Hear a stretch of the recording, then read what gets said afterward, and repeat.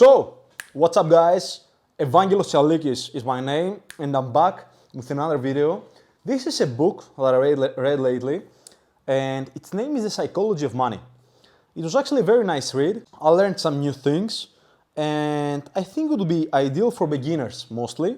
But yeah, you can read that. It's kinda intellectually rewarding at times and it was a nice book overall, and I thought it would be a great idea if I actually share the best ideas from the book with you guys. Maybe do a little summary of each chapter and take the best chapters, the nuggets, the gold nuggets from this book, and put them in a video for everyone to see and to make even more useful content for you. I read it anyway, so might as well just do it. So let's go ahead and jump in. We will take each chapter, we will skip the not so useful ones, but we'll talk about the best chapters in this book and the biggest ideas that I got from them. First chapter, it says here, is that no one's crazy. Your personal experiences with money make up maybe 0.00001% of what's happening in the world, but maybe 80% of how you think the world works. In this chapter, the first chapter, he talks about that we only see the world and money through the lens that we grew up with. Someone who was born 50 years ago sees money in a totally different way than how we see it right now. And that's obvious because there wasn't inflation that much back then. We had the gold standard back then. We have very high inflation right now. And the jobs are different, money is different, the prices are high, everything is different. So the way someone sees money is basically only determined by how he was raised, determined in a big percentage by how he was raised. That's the biggest idea from this chapter. And I have some of my notes here. He says that even knowing that, we are all kind of new in this game, in the money game, because we have today some things that they didn't have back then. For example, the 401ks, for example, the index funds are less than 50 years old, and other stuff like this. So what worked then doesn't necessarily work here. The investing environment, the economic environment is kind of different because things are different. That's at the end of the day. The Fed plays a bigger role right now in the US, etc. And he talked about how Graham, who has wrote the book The Intelligent Investor, talked about some of those ideas. He actually recreated his book every 5 to 10 years because things were changing that fast back then. And imagine how changed they are now since the last edition of the book that he made. That's one of the ideas that he talks about, and that everyone is behaving different with money based on how he was raised. That was the biggest idea from the first chapter. It was a nice idea to understand and help you have more empathy when talking with others, understanding where they come from. That's the biggest idea I got from this chapter. In the second chapter, let's go ahead and see the headline of the second chapter. The headline is Luck and Risk. Nothing is as good or as bad as it seems. That's the headline. And he was talking in this chapter, he was telling us to be careful about who we praise, who we admire, and be careful who you look down upon and wish to avoid becoming. He says that we should focus less on specific individuals like Bill Gates or this guy or Warren Buffett or the other guy and case studies, and focus more on broad patterns. For example, we hear all the time about Bill Gates or Warren Buffett and the way he invests and the way he's such a great investor. Something he says later in this book is that one of the best things Warren Buffett did was starting investing since he was 10. His biggest secret was time. We'll talk about this later as well. So it's not just the fact that he's such a great investor. He was investing since he was 10 years old. And that's a big factor. What does that teach you? That time is very useful in the game of investing. Or more broad patterns, like we should focus more like the fact that S&P 500 grows 10 to 12% each year. That's a broad pattern that's useful. That was the biggest idea from the second chapter. In the third chapter, he says that, let's read the headline.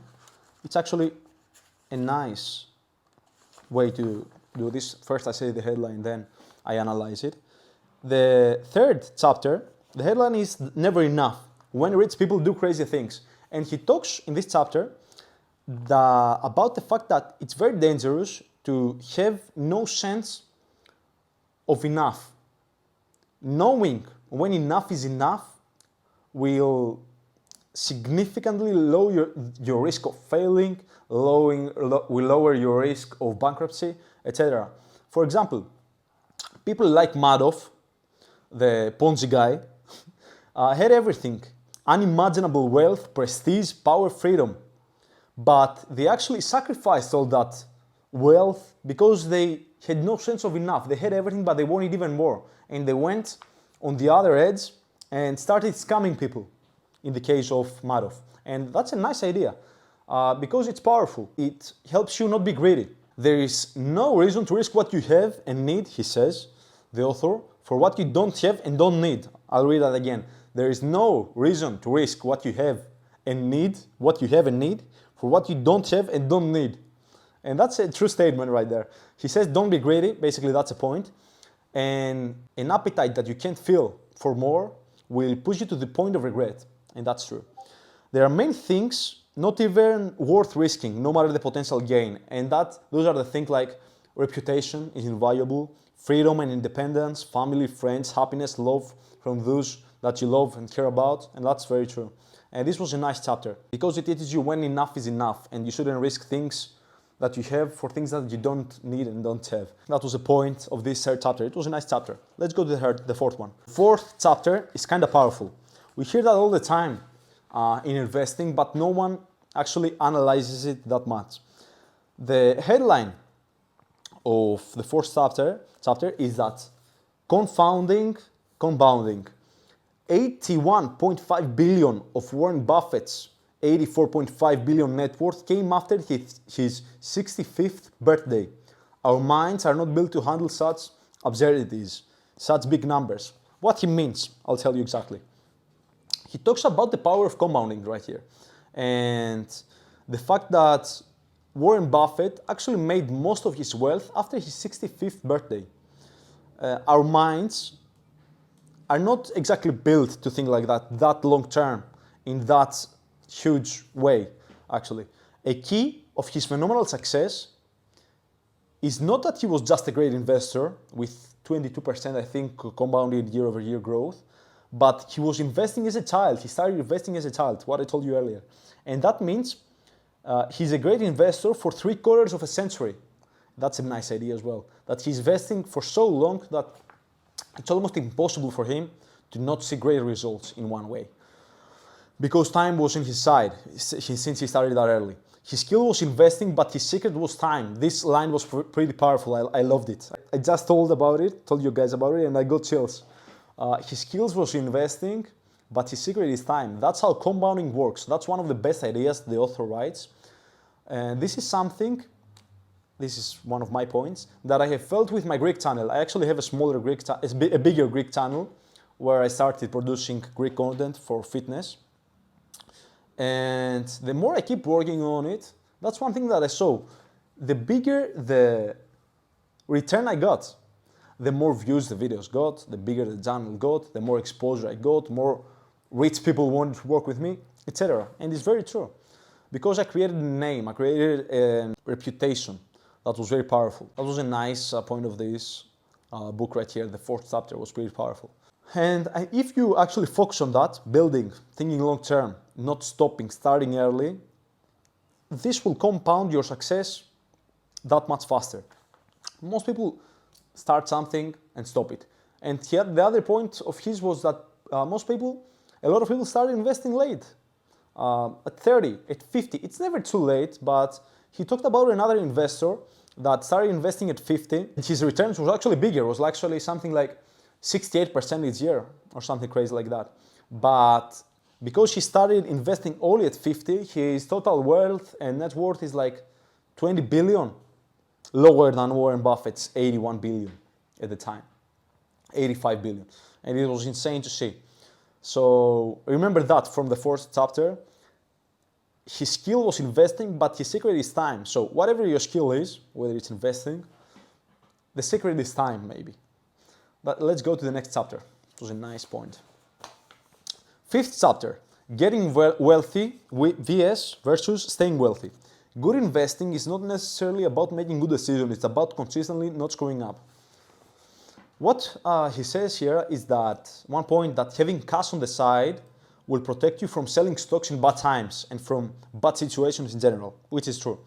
He says, compounding doesn't rely on earning big returns. Merely good returns sustained uninterrupted for the longest period of time, and especially in times of chaos, will always win. If I'm not mistaken, this is a line from Charlie Munger, maybe, if I'm not mistaken. Correct me if I'm wrong. Compounding, I'll read that again, doesn't rely on earning big returns, merely good returns, sustained uninterrupted for the longest period of time, and especially in times of chaos, will always win. That's a great line right there. Don't interrupt the way you're investing. Just invest, just invest. Just stay, just hold the stocks. Many people are selling their stocks very early. How much money you can lose from holding a stock is limited, but how much you can make is almost unlimited in a way. So sometimes maybe you just shouldn't interrupt your investments. That's a point that will allow them to compound over time, especially in times of chaos. And this is useful along with the prior point, because if you don't have cash on the side to basically hold, not panic through this time of chaos and maybe buy, then you can hold even longer and win even more. Margin of safety, the next point. Margin of safety is raising the odds of success by increasing your chance of survival. So basically, margin of safety is investing in a stock, for example, having a margin of safety at a low price maybe, whether when the company is good, producing cash flow, etc., has billions in its balance sheet or millions, and is in a good point overall. Can't fall lower that much. And that also has to do with how much money you have on the side, because if you have no money on the side and you over-invest in that stock, it will be very hard to hold that because you have no money on the side to actually live. So having money on the side and using this type of margin of safety will raise the odds of your success, because it will help you survive in the stock market. You won't need to sell to cover some car expenses or pay your rent. Powerful point. And he says, the higher your margin of safety, the smaller your rate needs to have a favorable outcome. True. Let's go on the next chapter. I actually skipped the sixth chapter. I read it, but it wasn't that powerful as the others. So let's go ahead. The seventh one. 7. Freedom. Controlling your time is the highest dividend money pays. Freedom, controlling your time is the highest dividend money pays. So in this chapter, he actually says that money gives you freedom at the end of the day. Because if you are stuck in a 9 to 5, you'll be working there until the day you die. Some people are working until they are 65, 75, because they don't save when they should, because they don't make enough money when they should. Money will give you freedom, that's a point. And otherwise, you stay at the same place, almost like a slave, all your life. Let's go to the next chapter. That's the main point of this one. 8 and 9. I put those two together, so let's see why. Man in the car paradox, the 8th chapter. No one is impressed with your possessions as much as you are. No one is impressed with your possessions as much as you are. In these chapters, he was talking about the fact that you shouldn't buy things just to flex on others. Because at the end of the day, they don't care about you as a person. They just care about the possession of yours. If it's that great. For example, you have a Lambo. Most people don't really care about you as a person. They actually care about the car. They see the car. They want the car. They want to recreate the car for their life. Let's go to the next chapter. These two go together. Wealth is what you don't see. Spending money to show people how much money you have is the fastest way to have less money. A true statement as well. And that's the main point of this chapter. Not that many big ideas were said right here. Let's go to the next chapter, the 10th one. The 10th chapter was about saving money. Save money. The only factor you can control generates one of the only things that matters. How wonderful.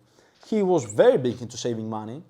And in this chapter, he talked about the access that saving money gives you to opportunities. Because if you have money on the side when the bad times come, then you can actually pounce. And it will give you access to those opportunities. You can buy a stock when it's low. You can buy that car when it's actually cheap. You can buy that home when it's actually cheap and the market is down. And this can help you over time a lot with your success, for your financial success. He says, money gives you the flexibility, and this flexibility is time on your hands to wait for the opportunities to fall in your lap. This is one of the hidden returns of saving. This is great. This is a great point. Saving money is, a lot of people actually talk bad about saving money. He says that you should invest in your business, etc. But what the author says right here is that saving money has a hidden return because it gives you this access to opportunities when the right time comes, if it comes. This was the biggest point from the 10th chapter. From here, we go all the way to the 14th chapter. In this chapter, he says that you will change. Long-term planning is harder than it seems because people's goals and desires change over time. What I noted here is that he said, let compounding do its work, and think in terms of 5 to 10 years. Let it run wild, never interrupt what works unnecessarily. So let's go ahead in the next one, the 15th. It was actually faster to do this video than I expected. 15th chapter, nothing's free. Everything has a price, but not all prices appear on labels. In this chapter, this was a nice chapter as well, he says that there's a hidden price in everything, but you can't always see it on the label. For example, you go on a vacation and you actually spend to eat every day from outside, to have some fun every night, drink some more alcohol, etc. You don't see that price at first, but you actually have to pay it later. Nothing's free, and everything has hidden expenses. And think of that in terms of both money and time, the time you're going to waste traveling, etc. Everything has hidden expenses, cars, Disneyland, whatever. And it was a nice point as well. The next chapter, and the last one that we'll actually cover, the headline is You and Me. Beware of taking financial cues from people playing a different game than you are. This was a very valuable and useful chapter as well. Some of the points that he was sharing right here. Everyone is playing a different financial game. Don't be swayed by their opinions or doings. And basically what he means is that you might be thinking of finance in terms of months or years. I might be thinking of my financial success in terms of 5 to 10 years. And everything is based around your time horizon. When you listen to someone, you should think about the time horizon that he has. For example, day traders think about making money in a day. They think it's a very small way. Time horizon is a big thing when thinking about your economics. Thinking in longer time horizons is usually better. Bubbles occur on short time horizons. When everyone is thinking, what should I do now? When everyone is watching and listening to the minute market analysis, every minute, something new, waiting for something to happen. There is not a point in watching day traders who have a very short time horizon when you're investing for 5, 10, 15, 20 years or longer term. That was a nice point to make, actually get on top of your minds at the end of the day. So you think about it more and understand who to listen from and who to not listen from, because you're thinking in a different way based on the time horizon. So that's all for this book analysis, this book summary. Those were the biggest ideas that I got from this book. It's a nice book, you can grab it, you can read it. Maybe leave a comment down below if I missed something that you actually thought was useful. Leave a comment down below the best idea that you got from this book, something new that you learned. And subscribe to the channel if you like this video. Watch the other videos as well. Tell me what you want to see more of. Maybe offer me a book that I can read. Leave some of your ideas for books that I should do a summary of next. And my conclusion for this book, is that the author is kind of conservative. The book is kind of conservative, which is nice. We should listen to that as well, to that basically way of thinking as well. But those ideas are great for people who don't take them into account already or are kind of new to investing. They are beginners mostly. Read the book, tell me if something is important and I missed it. Tell me which idea you love the most. Subscribe to the channel, of course, and I'll see you guys in the next one. Peace.